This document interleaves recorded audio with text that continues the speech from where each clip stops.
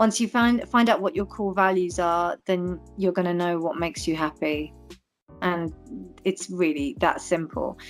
When you find people that you get along with, or jobs that you like, or situations that are really pleasing to you, usually they match those values. So once you know what they are, it's a massive mind shift, and things change quite rapidly. That was Reena Lallbeeharry, and welcome back to another edition of the Harris Health and Mind podcast.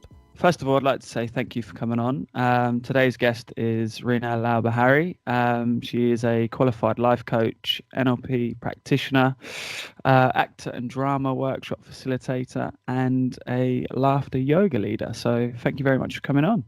Thank you for having me. You're very welcome. I just wanted to sort of get into, asking you sort of about how you got into life coaching, again, NLP practitioner, and also, what sort of inspired you very first and foremost to help others as well, because I think that's important for people to sort of understand the help of you wanting to help others.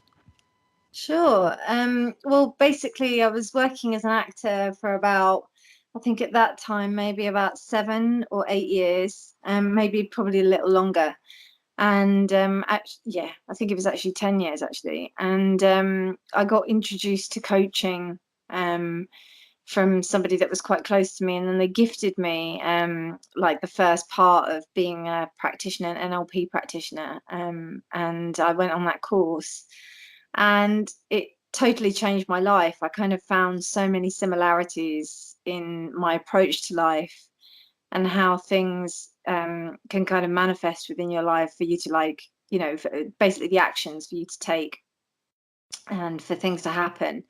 It just married so well, and that's neuro-linguistic programming, NLP. So I did that, and then I kind of thought to myself, I wanted to follow this. And I really had a bit of a calling for it. So I decided to enroll on being a practitioner. So that's at the status I am now.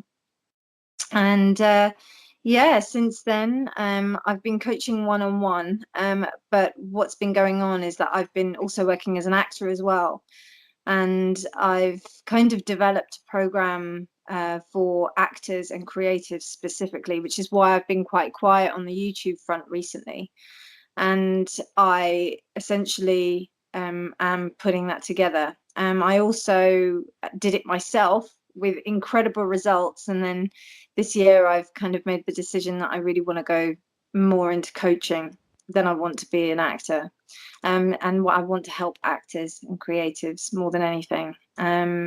And to inspire people to help themselves, and to encourage people to develop the skills so that they can be consistently managing themselves throughout their career.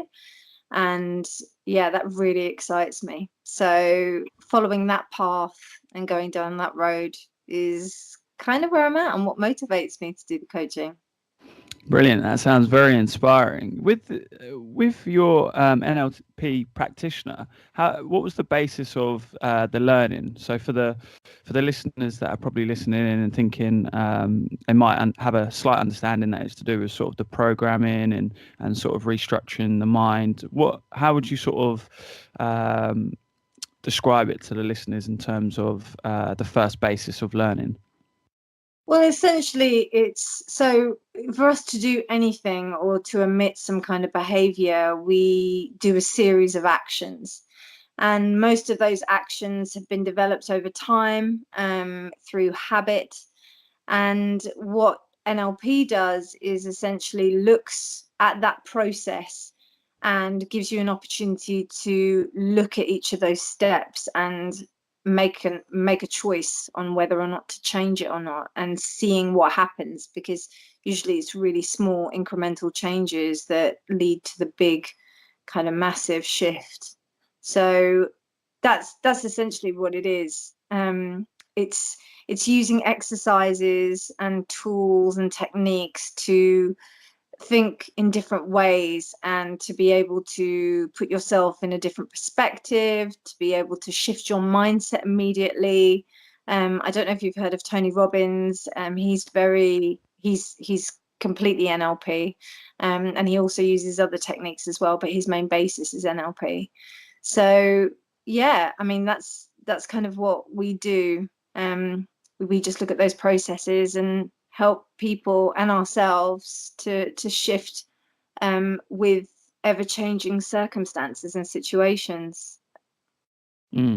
Yeah, Tony Robbins is one who sort of I'm just getting into, I guess I could say. I listened to his podcast with Russell Brand and a few other videos. My brother recently just went to his conference in London a couple of weeks ago, actually, and said it was life changing for him and sort of his business and his mindset.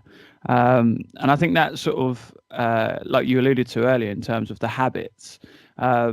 Do you find when you're working, especially within your one-to-one clients, that you're starting off with just increment habit changes with them, or how do you sort of go about with working with them? Is it just picking up on one or two things to try and change first of all in terms of maybe a positive mindset, or yeah, just speak about that. Yeah, I mean, it's like, so usually the first session is just us kind of really getting to know what's going on with the client and finding out where they're at that moment. Are they in a position where they really want to change?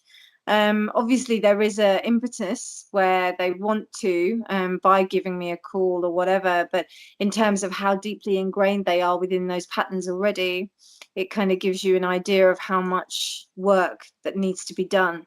So what I do is I just gauge that situation, and then within that, then I see if there's a possibility of us being able to work towards some kind of goal. We basically outline what it is exactly that they'd like to achieve and whether or not that they can believe that they can get there. Because, I mean, as a coach, I believe anybody is capable of anything, but if they don't, then it's not really, it won't work.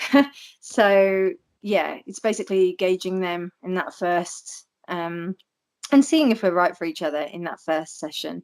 Yeah. Yeah. For sure. I think it's important as well because, like you said, in terms of habits, also subconsciously, I think from a young age, we are either told certain things we can or can't do, or sort of pushed in directions within life in terms of maybe universities or specific jobs. And I think there's a lot of things now with the younger generation that will either go to universities, and when they finish or get their degrees, they're a bit stuck and they feel like they don't really have a purpose. And I think subconsciously in the back of their heads, it's they want to do something, whether it's get that high paying job or sort of go out and help other people. But also in the back of their mind, I think maybe there is a little bit of that programming, if you're from schools or parents from when they were younger, sort of that forcefulness. Do you have that with clients that come in that are receptive to want to change or want to make changes within their life, but are maybe stuck in a certain pattern, whether it's a financial gain from a specific job or in terms of like wanting to impress parents or not disappoint parents as well? How does that sort of work? Absolutely. I see it, honestly, I see it every day in my conversations with people, in terms of where they want to be and where they desire to be compared to where they are and where they believe that they can be. So, I've spoken to people that have said that they have no idea what they want to do and they'd like to get more money and they hate the job that they're in, but that's life and that's what they've got to kind of do in order to get by. That's the ethic. And I can see that that's something that's probably been passed down by parents, because of their own lifestyle and the way. And I know that I've definitely had that kind of experience. But essentially, what you've got to do is you've got to think outside the box, and there has to be a point where you have to think differently. Otherwise it's just going to stay the same, and are you truly happy within that situation, and understanding that. And I mean, I always compare it to the rusty nail. So basically, it's the nail that we sit on. This nail that basically it's uncomfortable. You know, we'll sit there Mm. and we'll take it. You know, but then it isn't until it actually starts to draw blood and really hurt that we're actually going to get up and move. So I think, you know, when people get to that point, to that crucial point where they have to move or they have to do something to change their situation, usually, unfortunately, it usually ends up being something quite, you know, big in terms of a negative aspect. So maybe a health issue, or maybe a financial issue, or maybe a redundancy or something like that, or like, you know, just maybe a personal situation. And then they have the motivation to change, which I've seen happen so many times. So I think, you know, everybody wants to change, but it's very difficult to, even though the idea is extremely simple. It is simple, but it's difficult. And I think if people give that credit and then understand that it's not, you know, people are not overnight successes and it doesn't happen, you know, straight away. It's small incremental decisions that are taken every day that amass to climbing that mountain, which is where you want to be, basically. For sure. Do you find that schools have a just as big a responsibility to creating that as sort of the parents as well? Because I find that some schools do a good job in my area with in terms of different types of learning, different bringing in different types of sports and the mental side of things. But when I was growing up in schools, it was a lot about sort of getting education leaders in and thinking about, you know, what university you're going to go to, even from the likes of, you know, year 8 onwards. It was all sort of boarded towards, right, what are you going to do for the rest of your life type thing, what's going to be your job. It was never a case of getting in people that were talking about how you can have a positive impact on the world. You know, you get one or two of the charities that would come in and sort of talk about the works that they would do in stuff, places like Africa and other places, or if there was tsunamis, people that would go over and do nice things there. But it was never a case of you as an individual having maybe the potential to help others in any aspect of life. It was more gauged towards, okay, what are you going to do to sort of make a financial gain, or you know, levels of degrees or masters and things like that. Do you think that they have a responsibility as well to pass down a different type of message to what we're probably pushing now? Absolutely. I think it's, you know, the game has to change now because, you know, the world is just requiring different things these days. And people who are in those kind of jobs are finding that, you know, they're kind of burning out, you know, where they have to be like constantly high achieving. And I feel like what the kind of cultivation of our individuality is so key in us being able to have something that is sustainable throughout our life and also very personal to us, so that we believe that we're giving this contribution.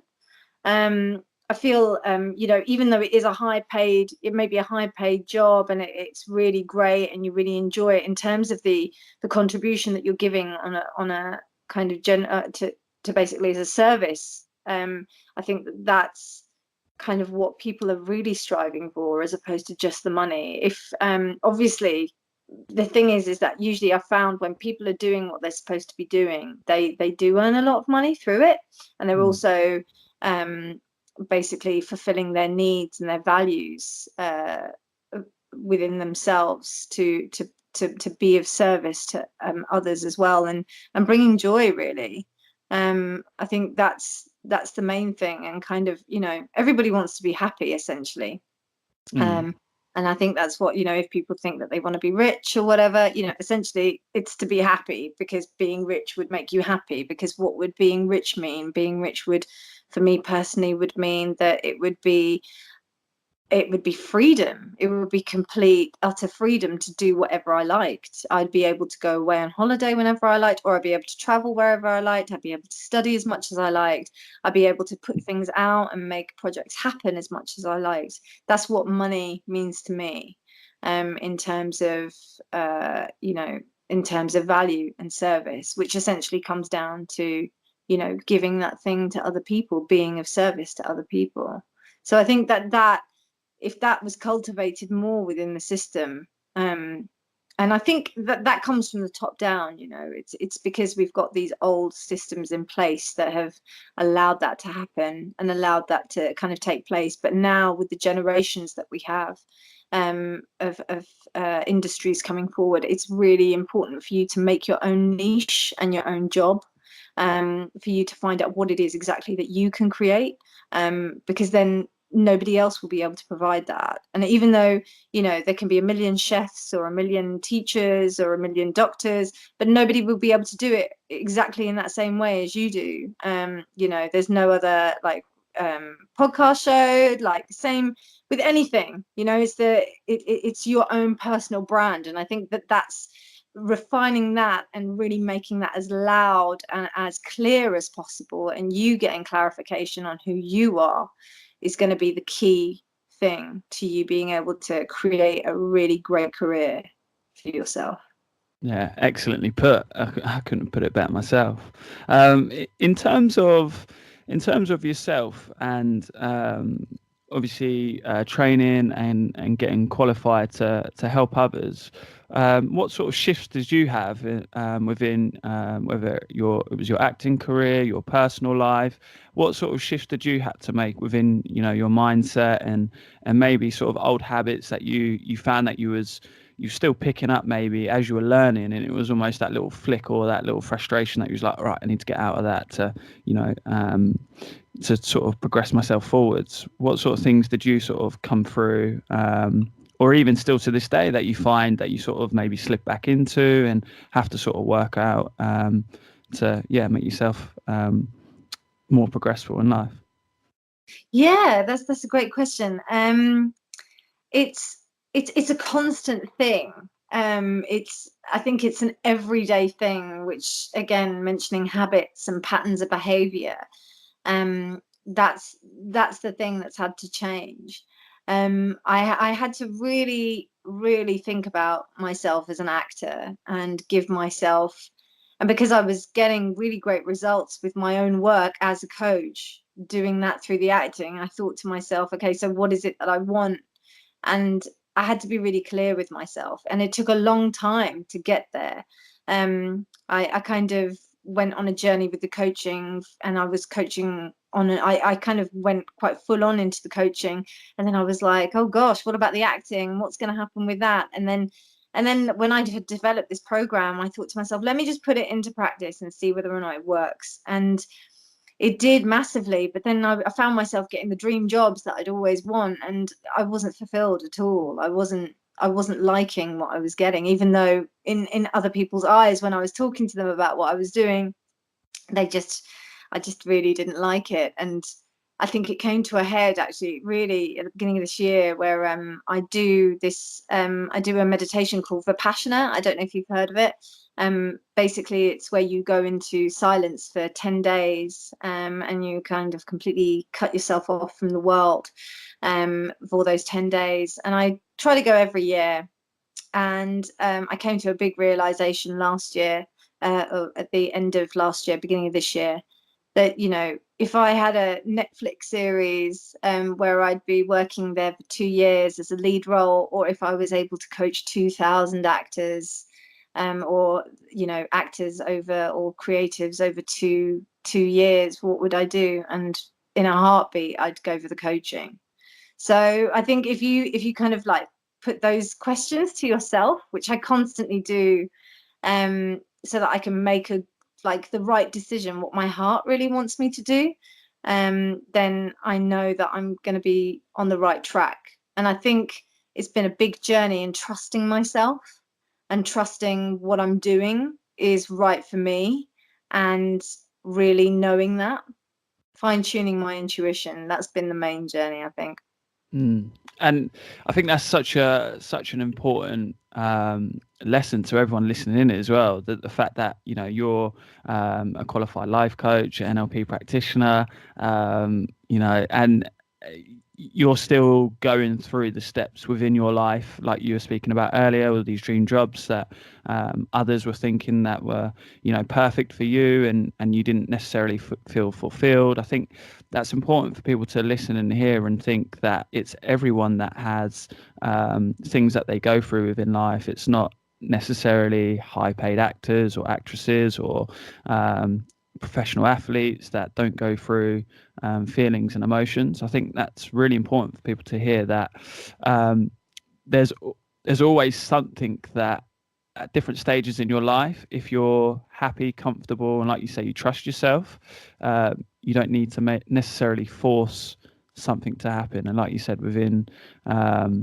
those job roles that came up, you wanted to do something that you feel fulfilled. And I think that's important to hear from people. Just in terms of trusting yourself, what would you say that are sort of the steps that people can take to sort of understanding how they can trust themselves moving forwards, whether that be again sort of progressive, so in terms of people that are receptive to wanting to take things like meditation or yoga, or if it's just people that want to just help themselves. They might be very difficult at making decisions, whether that be something as simple as I don't know what place to go and get their food shopping, and it takes them half an hour to decide, or what to do with their week. What sort of things can you do in terms of sort of saying or suggesting that people can try and help themselves to trust themselves?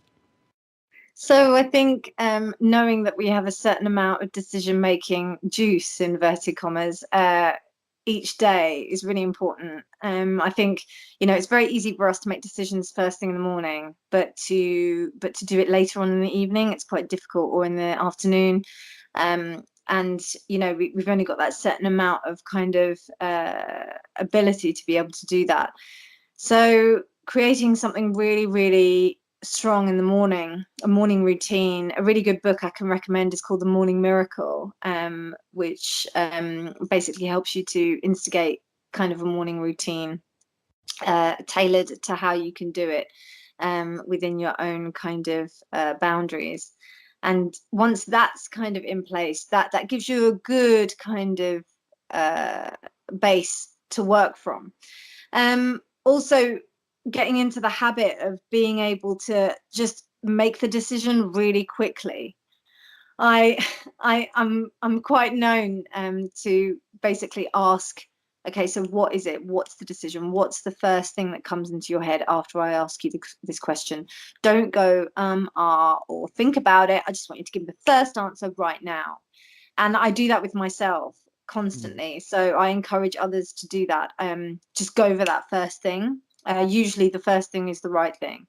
And also asking what your heart would do, not your mind, but your heart, not what you think you should be doing, but what you truly feel is right. You've got an internal compass that basically, if you're making a decision that doesn't feel good, you can feel it within your body. You can feel that something feels not right. It's like kind of like maybe you've said yes to something and you're like, oh no, I really wish I didn't say yes to that. That's the decision already made. You should have said no then. And then that kind of gives you an indication of what it is. So maybe take a moment to really see how the question sits within you, and then make a decision within that. Does it feel good or does it feel bad? If it feels good, most of the time it's a good thing. And if it feels bad, then yeah, are you going to regret it? And that's another question I also ask myself. Am I going to regret it if I don't do it? That's a big one. So if I've got an event, or maybe something to do, or I've been given a choice on something, or something to speak at, am I going to regret it if I don't do it? So I always ask myself that question. And I would also say taking time to listen to yourself. So I feel like meditation is something that should be definitely taught within schools. It's so important for people to listen to themselves. And And it's not all about quietening the thoughts in the mind, because that's impossible to do, but it's being able to just observe what's going on and not be so involved in reacting to it, which I think is really important.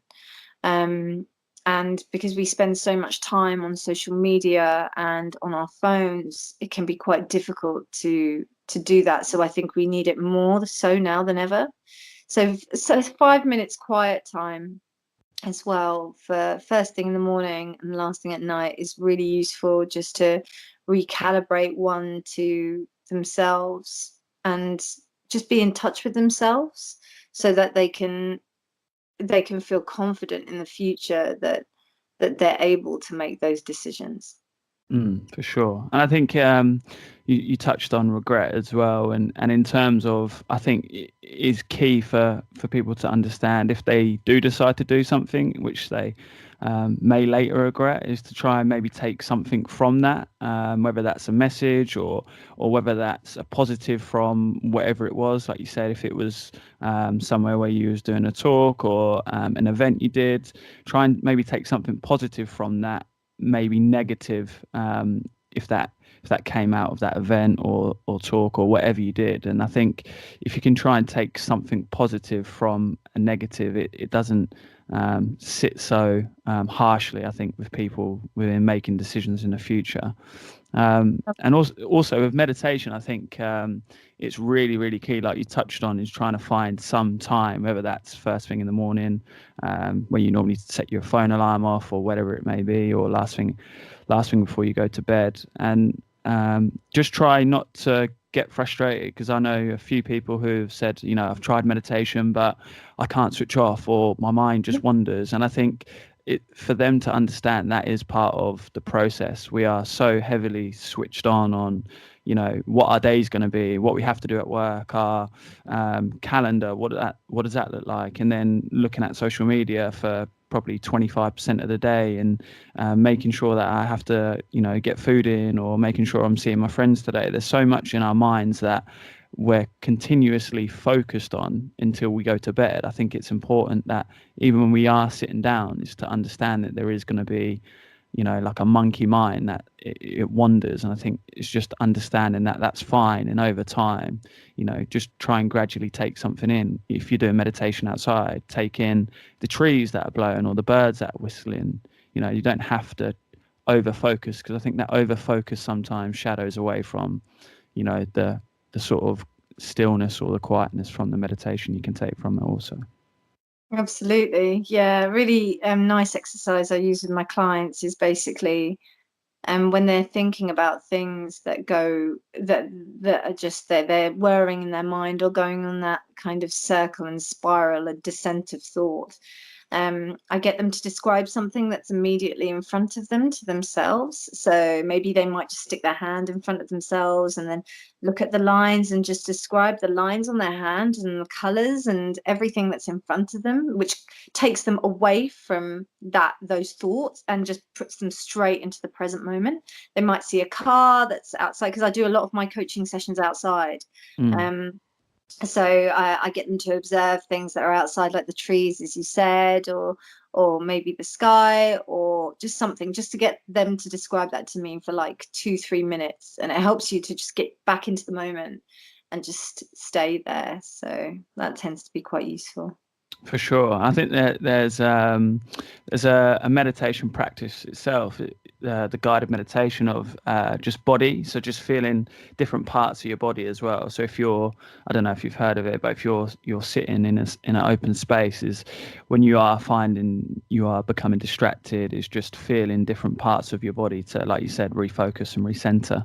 I think that's another useful tool as well. I just want to sort of touch on social media that you spoke about as well. How do you think social media impacts our thought processes now, as to one, what we see capable of, that we can actually do, and two, sort of like the positives and negatives of social media itself that impacts us? Well, I think social media is an amazing thing, but it's kind of like fire in a way. We have to use it in our in a way that's useful to us. Otherwise, it can just overtake us and completely like devour us. It can be really, really hard. And I'm kind of glad in a way that I didn't have social media when I was in school Mhm. or the internet, because life would have been a lot harder. It's really tough, especially for younger people to have that. But for people who know how to use it, I think that it's an incredible tool, and I think that would also be really useful to tackle that in schools. Also to have classes in social media and being able to use it to a better advantage, as opposed to just banning it, because it kind of makes it go underground. So I just think it's just a little bit, if we had more knowledge on how to utilize it, I think it would be really useful. But right now, I think there is a tendency to kind of get stuck in social media and to be looking at things, maybe comparing. Instagram's quite dangerous for that. Um, and I've heard a lot of things, and seen some stuff about how people get affected by things in social media. Also, the just having your phone next to you. I think that's the habit. We have it kind of sometimes attached to ourselves, and I think that's something that could be addressed. So that's kind of my thoughts on it. It's like a yin and yang. You can't have one without the other. I think if you're deliberately trying to stay away from it at all costs, there's always going to be that point where you come back, Mm. and whether you put a lot of focus into it, whether it's through your business, I think that's a good tool. But like exactly like you said, in terms of managing it, I think that's an important tool in terms of. Sort of in terms of the positive sides of social media, how do you think that can impact us going forwards? Because I think we're only going to see social media just keep growing and growing. But in terms of the positive impacts, how do you think social media can affect our thought processes in a positive way? Do you feel like there will be again maybe something like a new app that maybe come out and it's all positive, or do you feel like that's a far stretch?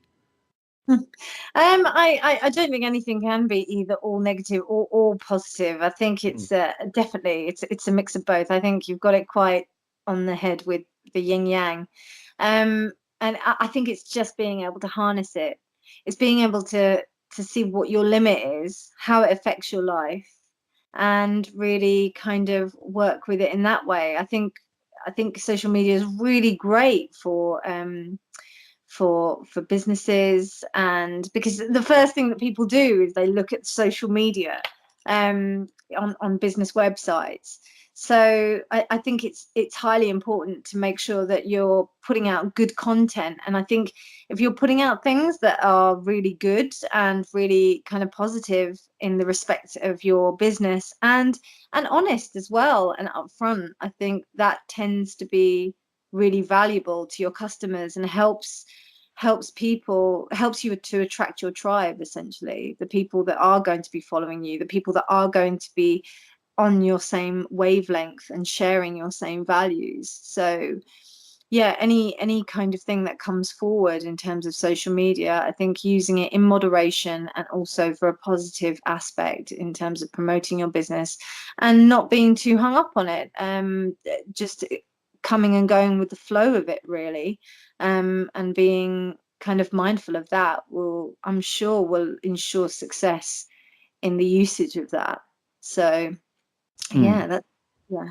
Positively, but I think it's key exactly what you said there in terms of who you follow, the honesty of your content, because I think a lot of people can, like you say, can easily sway depending on if it's edit cuts and things like that, and making things seem or making your life seem um, you know either really rich if you're showing that side of your personality on social media, or you're a really inspiring, happy person, and people know the other side to you. I think that's really important. But I think the other thing that that you touched on was the people that you follow as well. I think that's very, very important. If you're following the types of people that are giving you positive energy, or you're following someone who is giving off good vibes to you personally, and that's on a consistent basis with say 80% of your followers, I think that's you're only going to get a really inspiring message from those people. Whereas I think that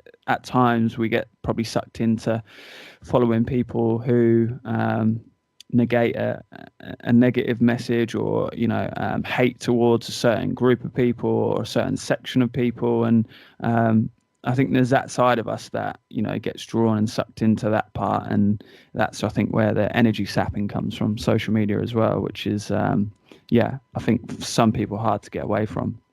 Absolutely. I think it's a bit, I also think it's curiosity. We're like curious to see what's going on. We want to know what they're thinking, why they're thinking like that. And maybe they're kind of pulling on a little thread of something that we might have experienced. And maybe we were thinking, and then we go down that rabbit hole of really kind of following them or looking at what they're posting. But this is why we're so lucky. We have this element of freedom of speech where we're able to say pretty much whatever we like. And I think that's really important to nurture, regardless of whether or not it's, good or bad. I think it's what we kind of attract ourselves to. There's going to be those elements regardless. It's just whether or not we partake within those elements and what feels good for us. Obviously, I'm not going to encourage that, but it's there. It's the reality, and I think that being mindful of that is going to be really important to us being able to make conscious decisions about where we put our attention, because wherever attention goes, energy flows. So it's just really important for us to know what's giving us value. And the thing is that with like the negative messages, usually it's because people are attuning to certain values of their listeners or their watchers or their followers. That's what's happening, and then they're basically riding this momentum of that. So I think it's interesting to discern like where it is that you stand, and being in touch with who you are and who your values are and what they are. That's going to be really important in terms of how you use the tools around you to become what you want to be. And I think that's also with social media. So yeah, and I think it's also where where we are in our current state of of life, sort of sometimes attracts from who we may follow, and what we want to sort of bring into our social media as well. I think that's an important message. In terms of the life coaching side of things, if I'm coming to you and I'm saying that I'm really negative all the time on someone else's positivity or someone else's progression, what would you say in terms of something that I may need to do in terms of turning that into or you could call it jealousy essentially as well, but in terms of maybe reprogramming my state of mind to something that isn't jealousy, or that could potentially be positive in the future? What I would do is I'd probably get you to look at what it is about that situation that's really kind of generating these feelings of envy or jealousy. And what's the difference between this person and yourself? And just looking at that and bridging that gap, and seeing that there probably are more similarities than there are differences.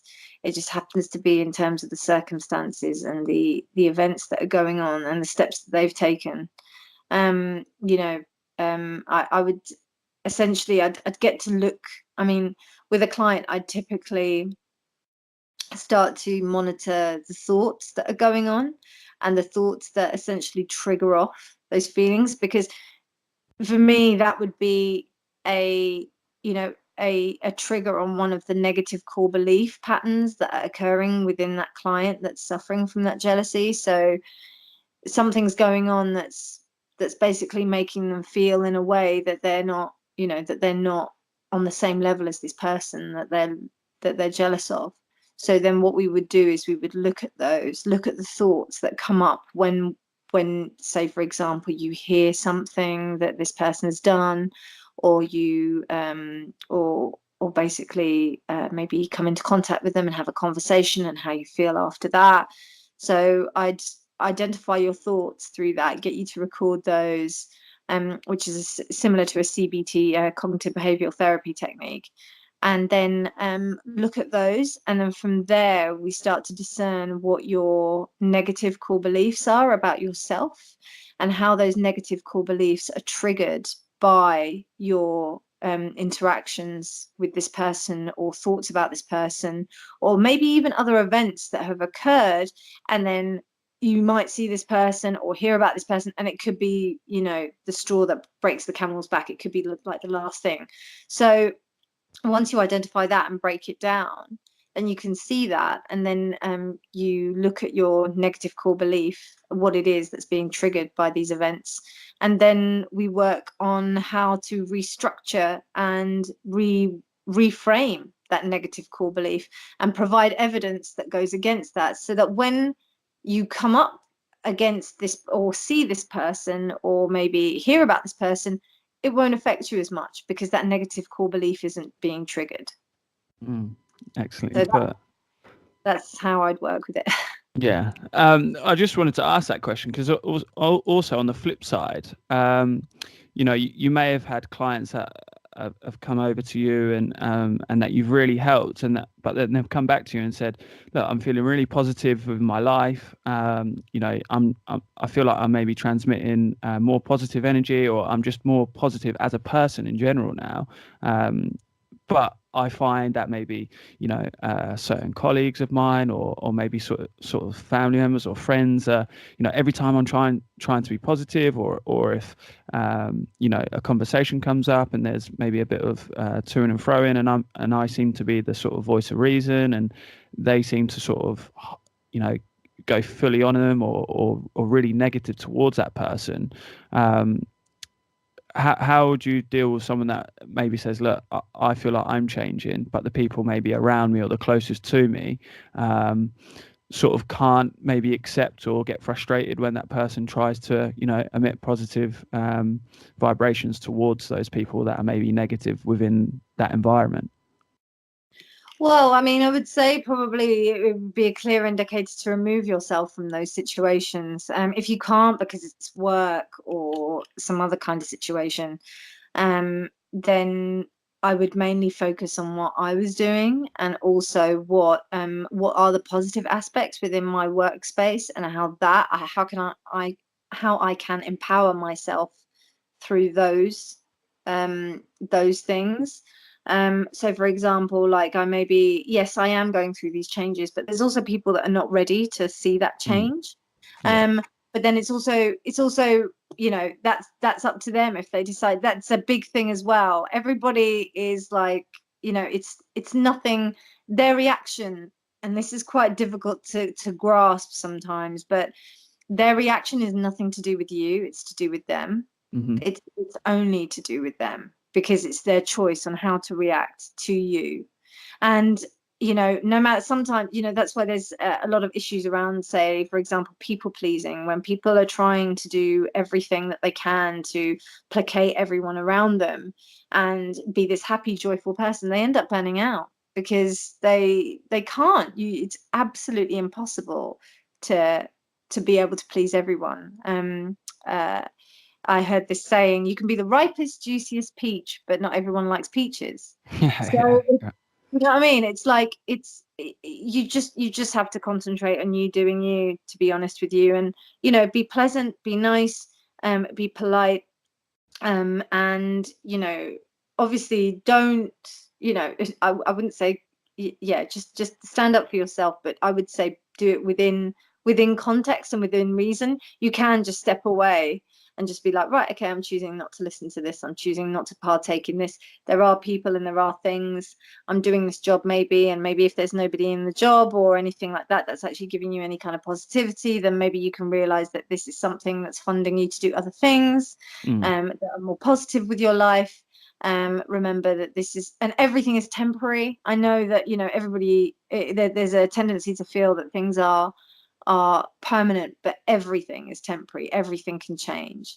So that's also quite reassuring as well. So yeah, that's how I'd get them For to have sure. a And I think. think it's also important to maybe understand that it's down to you if you allow that person or persons to affect, you know, your emotions or how you're then feeling at that Yeah, moment in time. If you've gone in maybe to, you know, a family meal and you're positive and people, you know, are negative or trying to bring you down, I think that's important to understand that you're in control of, you know, your emotions, your words, your feelings, and if you can, whatever that case may be, if it's, you know, taking the positives from that situation or stepping aside or just sort of accepting that person's viewpoint as well. I think that's important at times, and understanding that they're not going to agree with you. Like you said, that people might not be receptive to necessarily change at their moment in that time in their life. It's just understanding that they're not necessarily a bad person, but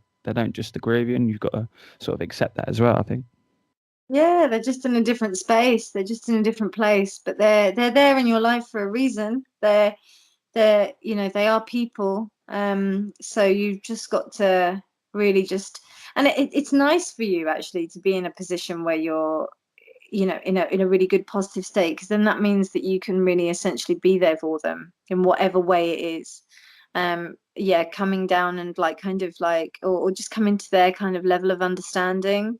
Matching is a really useful tool where you kind of talk on the same level. You may not be saying the same things, but you're using the same tones, intonations, and matching them in a way, and kind of doing it in a way that's subtle, but it helps them to help them think that you understand them better, and it creates that rapport. And it's quite nice actually. The person who introduced me to NLP, he always used to go up to people that were quite confrontational, and he'd be really intent on being able to make them his friends afterwards, which Mm. was really interesting. So it's thinking about that kind of thing. I mean, you know, that's pretty extreme, but it's a good concept to have in mind. You know, you or there's another saying as well. I can't remember who said it. I think it's, I don't like that man, I must get to know him better. So yeah, I think it was Abraham Lincoln, I'm not sure. But yeah, it's a good concept, I think, to have. You know, when I see situations that I'm like, oh, okay, this is interesting. I always feel like speaking and having a conversation, and just being receptive, sometimes even just listening. I think that's really great. Like just listening and observing and waiting and seeing what happens, rather than wanting to do anything to make it better or to duplicate the situation, I think is pretty good. So That understanding aspect, I think, is really important, because we come from loads of different backgrounds, loads of different personality traits, and like you said, if we can go in with that viewpoint, that we can understand the individual or the context of where they're coming from, that creates a much easier open dialogue for the individuals to come to maybe in an agreement or an understanding that, you know, there isn't either friction, hate, or sort of bias towards what they're saying. And I think, like you said, there's easier dialogue that can come out from the individuals at that point of just, yeah, like you're saying, understanding, sitting back and listening to. So that's a really good point. I'm going to take that on in board in future. So thank you for that. if you like that, I would advise you reading a book by Dale Carnegie. It doesn't have the greatest of titles, but it is an incredible book. It's How to Win Friends and Influence People. Yeah. Yeah, it's an incredible book. I must say, like I've put techniques into that within minutes, and I've seen results. It's been really insane, especially in quite close situations, like with family or things like that, which tend to be, sometimes they can be quite volatile. Yeah, it's really interesting to observe it. Brilliant. I'll give that one a little read up. In terms of laughter yoga, can you sort of just elaborate on in what sort of environment that would be sort of placed in, and the types of individuals or individual that would be sort of based around? Is this a technique that's anyone can do or anyone can be involved in? Yeah, absolutely. Anyone can be involved in it. Basically, the body doesn't can't tell the difference between fake and real laughter or fake and real smiles. So Mm. if you just start laughing, your body will just see it as you laughing, and before you know it, you actually will be laughing. And I mean, even me thinking about it is making me smile. So Yeah.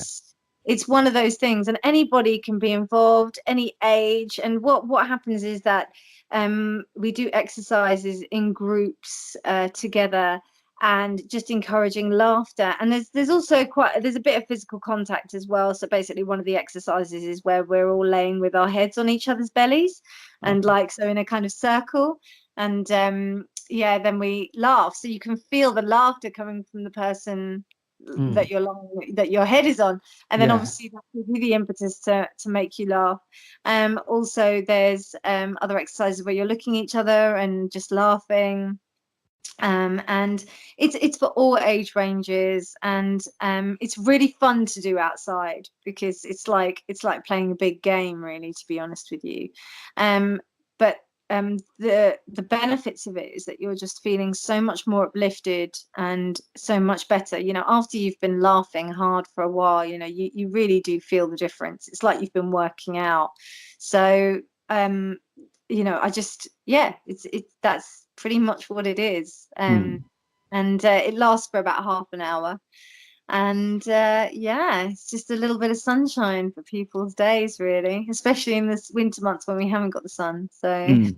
For sure. Do you still get I guess people probably listening that maybe go to classes and stuff and are looking to focus on maybe the breath or the flexibility. Is there still sort of that emphasis on the techniques of yoga, but just with the added laughter, or is it sort of completely different oh no, sort of structure? yeah, it's a completely different kind of structure. It's literally just laughter exercises in being able to harness laughter, and being able to laugh in different ways, and seeing where the laughter comes from. So, the difference between like why does the laughter transfer into real laughter if you're faking it? What's the things behind it? But it's also not thinking too much about it, and just Mm. doing it and getting involved and being able to loosen up and just create that freedom within the body that allows you to basically express yourself. And within that, the breath automatically kind of becomes better, because you're in a much more relaxed state, and you'll find that you're breathing from a deeper place anyway, as opposed to from the chest when you first started in the session. And also your body is just energized, and your cells are kind of alive with this joy that your body is kind of generating. It's this electricity that just kind of just jump starts everything. So it's not an official kind of a yoga as such, but it was given that name by the founders. So Mm. That's interesting. I have to give that a little look into. Um, within your, you spoke earlier within your acting, and you put together a program for for actors. What are you looking to do in the future in terms of your coaching and acting together? okay, well, this is why I've been so kind of quiet over the last year or two, and it's because I'm currently rebranding my coaching into the name is going to be an artist prepared, and basically it's specifically for artists and creatives to manifest, and also to basically create a plan for themselves that they can follow. Self-employed creatives can find it pretty difficult, and I've spoken to thousands over the years that have gone through this kind of up and down of finding work and being in a really great place where they're doing really great jobs. They're working with the biggest names in the industries in the industry that they're in, and then all of a sudden it's back to the coffee shop jobs that they're working, and trying to earn money and pay the rent. So how do you enable consistent motivation throughout your career and not get down dejected by your lack of work, Mm. or by when you're not working, let's say. How do you make it really productive for yourself? And I was doing this one-on-one with actors over the last couple of years. And I've realized that it's more beneficial for groups of actors, big groups of people, to be doing this amongst themselves, so that not only can they relate to each other, they can also create a community of support for one another. And what it is I'm doing is essentially I'm looking to be running days and workshops where I'm speaking to quite a lot of people in order to just get them to help themselves and develop this plan.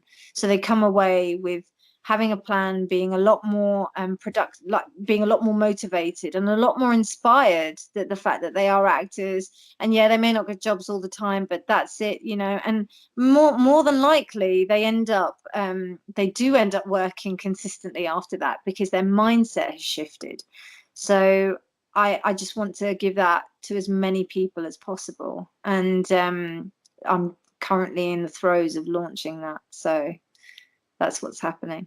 Sounds very inspiring. I think what you said as well in terms of the group actors, I think it's that isolation, isn't it? Where sometimes people, especially self-employed, like you said, maybe we go through a period of large amounts of work and then either back to finding little part-time jobs. I think there's that from the mindset of, isolation. Whereas if you can come together as little groups or, workshops where people are coming together on a frequent basis and there is that feedback or little tips of motivation to keep people going. I think, like you said, the shift of mindset will come relatively quickly with your program.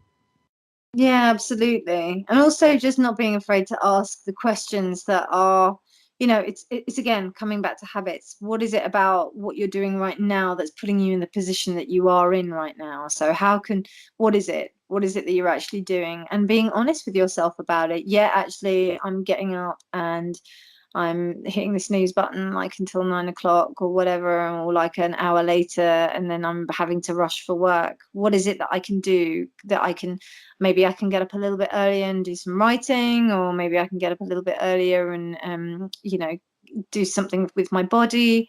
What is it that I can do to just basically make small little things, small little changes that when I'm not working, because usually if you're like, for example, being an actor or on set, like you might end up being on set from like 4 or 5 in the morning or being picked up at that time, and then you don't have that. You'd be filming or whatever, you'll be on set for 16 hours a day, and then you'll be coming home. But then on the days where you're not working, what do you do? Do you just kind of like chill out and use that as the day, or do you to do whatever you want, or do you kind of structure that day so that you can really make it as productive as possible towards finding your next job, towards creating more work for yourself, just to feel, or maybe working on, say, writing or creating something that's going to help you to give value to your days, rather than just relying on what the work is, essentially, which I think a lot of people do. They just kind of think, oh yeah, it's going to be that job that's going to make me big, it's going to be that theatre production that's going to make me big. And from the people that I've studied that are doing really well within the industry, I've got some really lovely friends that are doing so well, and it's so incredible to watch their progress. And I've been studying their mindset compared to the people who are not. So basically, it's between 5 and 10% of actors that are constantly in work these days. The other 95% are not. They're doing other things. So what's the difference between this 5% and the mindset of that 5% and 10% that is different to the people who are not working? And how can I get people to impart that? What are they doing on their days off? What are they doing in their spare time? How are they thinking? How are they talking to themselves? What kind of conversations are they having? What kind of posts they're putting on Instagram and Facebook? Just basically modeling their behavior so that I can impart that to people who need it. So Yeah, I think I think sometimes as well, fear comes. It would be interesting to see the amount of percentage of fear that comes into those percentages that are maybe without work as well. And like you said, marketing themselves. I think some people, I probably include myself in this category. Some people probably not as comfortable as others in terms of marketing themselves or their brand or getting themselves out there as much. I think for me, essentially as well, probably a little bit of fear comes in at times, but I know once I'm sort of in that groove, then that sort of fear goes away. So it'd be interesting to see, you know, the percentages of the people, like you say, that are continuously working to those that aren't, and you know, that fear, because after a while, I guess, you know, if they don't get that job, or you know, they haven't had a job for 6 months, I guess little bits of fear subconsciously, like you said, if they're hitting the snooze button late, what they're saying to themselves, that will only enhance the duration that they're out of work as well, I think.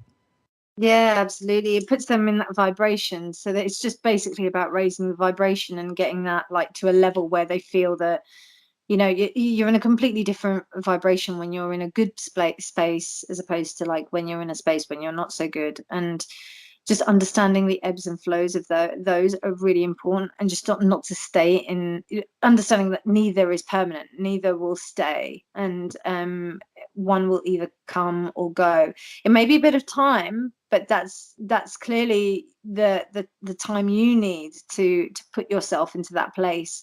Something that someone said to me the other day, another coach actually, she said to me that you know, people think about that they're not qualified to do something, or you know, why they shouldn't do something, but why shouldn't they?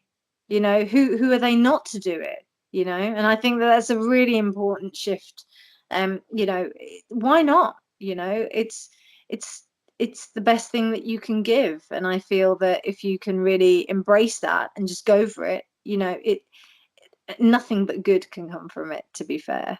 The fear is going to be there constantly. It will, I will be very surprised for somebody who doesn't have fear. I was watching I don't know if you've seen it, Free Solo, which is this film about Yes, Alex very, Honnold. very good. Yeah, Yes. I don't know, do you are you a climber?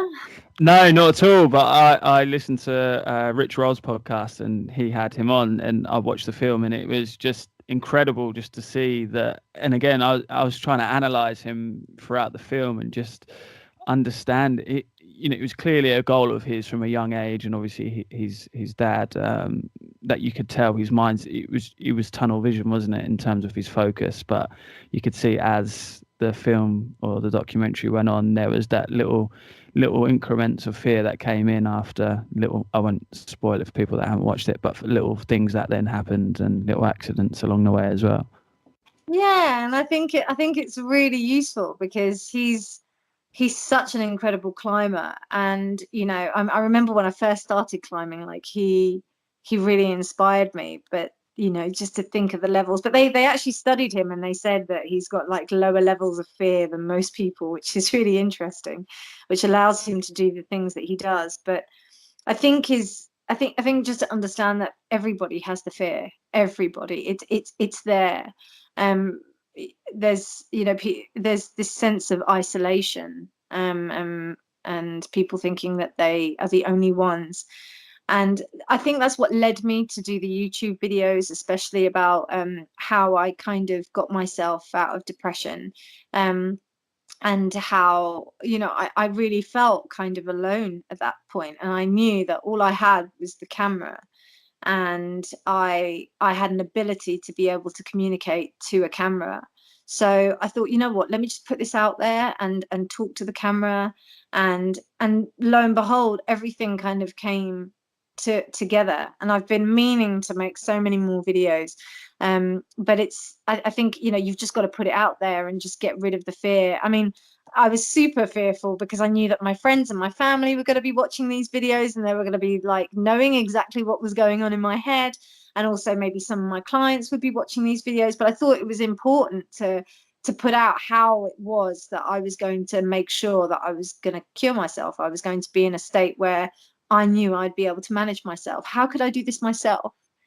without any drugs or without any kind of well, I did go and see a therapist, but essentially it was the talking and the meditation that really, and being with myself, that really helped, and facing my fear and understanding that the fear is something that's really important. It's what causes you to move.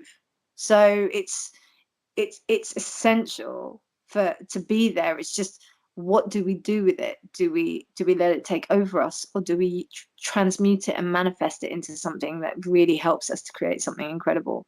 So That's very important. Like you said, in terms of your own depression, I think it is about grasping that fear. And like you said, speaking into a camera is essentially releasing part of that fear. And obviously, you've put that out there, but it could be the same as speaking to a therapist. You're still releasing things that you had inside of you that you wanted to get out, whether that's a positive message, or whether that's how you're feeling at that moment in time. That release is in itself just as powerful, I think, as going to maybe see someone and relying on the information that they may give you as to yourself putting out and releasing your feelings as well. yeah, definitely, I agree. It's yeah. In terms of yourself now, and in terms of your business, are you still solely working on one-to-ones, or are you looking at getting your program off with the actors in the near future? I'm still occasionally seeing people one-to-one, but my main focus is on the group coaching, really, and being able to get people together to help themselves and get them introduced to the program, really. So yeah, that's what's happening. Yeah, the reason I ask is, when you have, the group coaching, do you find that there's, maybe say 4 or 5 that are really receptive, and you might have a couple that hang back? Do you find that there's either 1 or 2 that after the sessions or the workshops that maybe come to you and that maybe open up a bit more because they're a bit more comfortable in that environment after? Or how have you find the group workshops and sort of the adjustments afterwards? Yeah, absolutely. And also I watch them as well, so I Mm. see how they kind of come together and how they may open up with each other as opposed to just with me. And yeah, they'll come to me afterwards, but more often than not, I'll see them with themselves together. And they make these connections through the groups, and they just find kind of kindred spirits, people that they find more things in common with, that really help them to feel better about their situation. So yeah, I mean, everyone's scared to some point about what they're about to approach, because you're about to change some habits, so you're about to challenge things that you've been doing for a while, so that is scary. And also being very vulnerable within the group, but when everybody starts talking about it, it's really lovely to hear the feedback from people saying, I thought it was just me, but it's not. It's really useful to hear him say that, because I've just felt the same this whole time. It's so lovely to see people just feeding and vibing off of each other.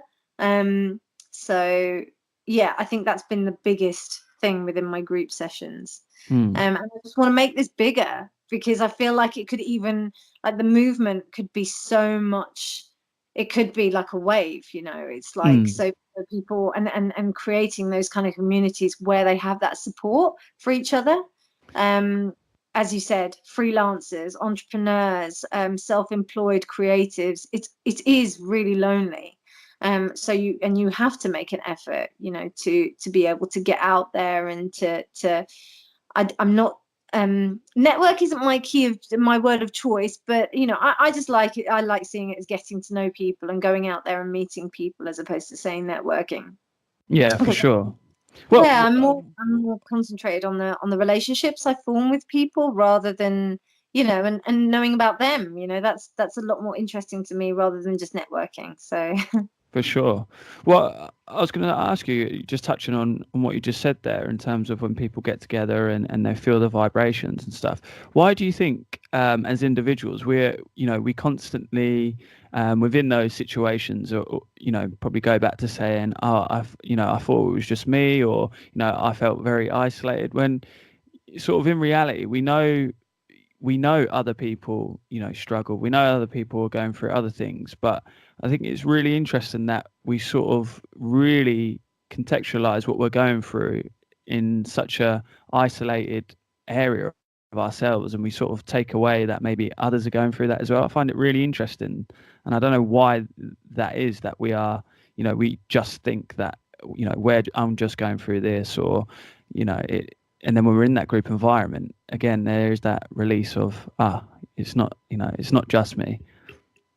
Yeah, I think it's an awareness thing. So that's why exercises like meditation have come, they've just come to the forefront as essential things for our life now, because there's a tendency to get so wrapped up in the constraints of our life within society now. It's just it's full on. Like from the minute you wake up, there's just stuff going on. Unless you switch off and you don't turn on your phone, life will come charging at you. It'll be like there'll always be things to do. There's always stuff to happen, and we're constantly comparing ourselves with what's going on around us, also with social media, and also with just in places that we want to be. We are comparing ourselves, and this is just so damaging to our being, and it really makes us question ourselves. So for us to be focused on, oh my gosh, okay, this person's thinking in exactly the same way, or like that sometimes that doesn't even come into our heads until it's like that moment, until we're put into that situation. It's like, for example, somebody overtakes you on the motorway, or like cuts you up in a weird way. Like you just kind of, there's a tendency to get quite annoyed at that person because they've done that, but then you don't know what might have happened. Like they might have been, they might have an urgent call, something might have happened to them. You just never know. So it's just being like, right, okay, reframing. I think it's also like we jump to like certain thought patterns immediately, and just taking that back and thinking, right, okay, no, actually there may be something else going on here. I'm going to take my time and I'm not going to react. I'm just going to be like, okay, that's them and this is me. That's what it is. But I think that there's a lack of that, and with more self-awareness and awareness of what's going on around us, I think we can be better at that. So For sure. And like you said, I think society brings out probably, the skeptic in us, and probably the negatives within an instant in those situations as well. So that's key. I just sort of want to wrap up really, and just get your advice on, just the mindset of an individual to progress themselves forwards. Just what would you say the three things, or the main things that you need to do as an individual to sort of start the progression of change in your mindset, to either being happier, or to manifesting something that you want to do in your life, or just feeling maybe a little bit freer as well? okay, so I would say one of them would be, one of the most important things would be, if you can, there are loads of exercises online. I've got a really good video that kind of breaks it down. But find out what your core values are. Once you find out what your core values are, then you're going to know what makes you happy, and it's really that simple. When you find people that you get along with, or jobs that you like, or situations that are really pleasing to you, usually they match those values. So once you know what they are, it's a massive mind shift, and things change quite rapidly. So discover your core values would be one. The second thing would be taking time out and meditating daily. I would say, if you can, I mean, it can range how much you meditate. But there are loads of apps and also programs for you to just get introduced to the idea of meditation, and understand that that the job isn't to quieten the mind, it is to train the mind. And you start where you are. You've had however many years that you've been alive, that you've been doing this pattern of behavior.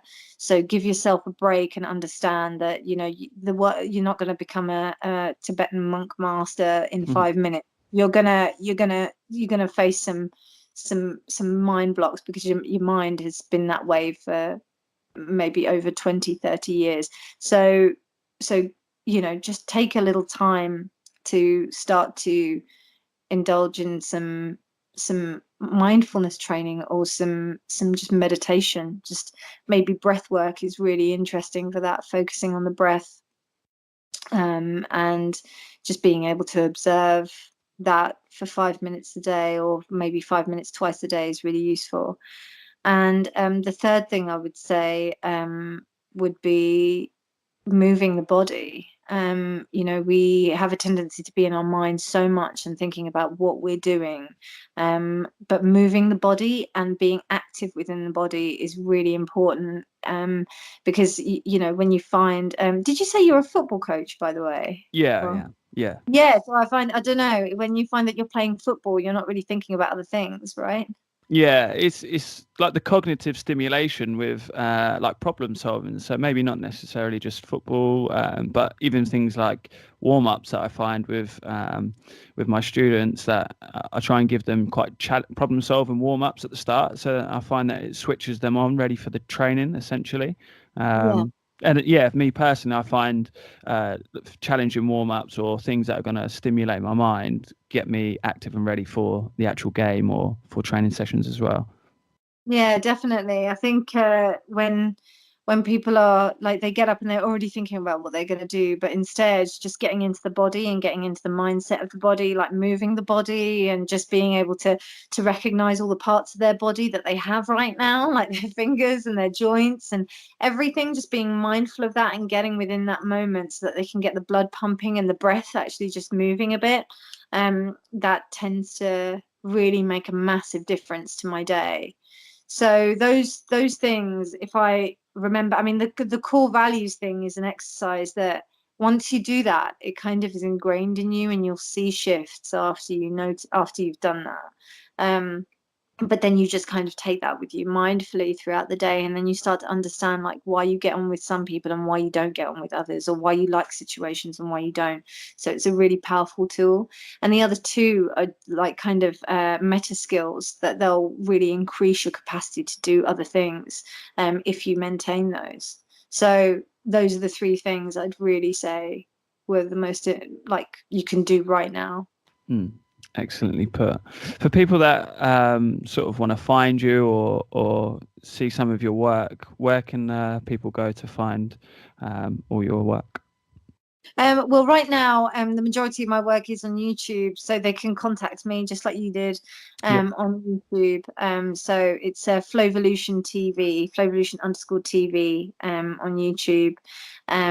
And yeah, they can find me there, and then there'll be some stuff coming up which I will announce on that channel. So every bit of news that I have will be on that channel, and then I'll have more news about the launch of An Artist Prepared. So that's exciting.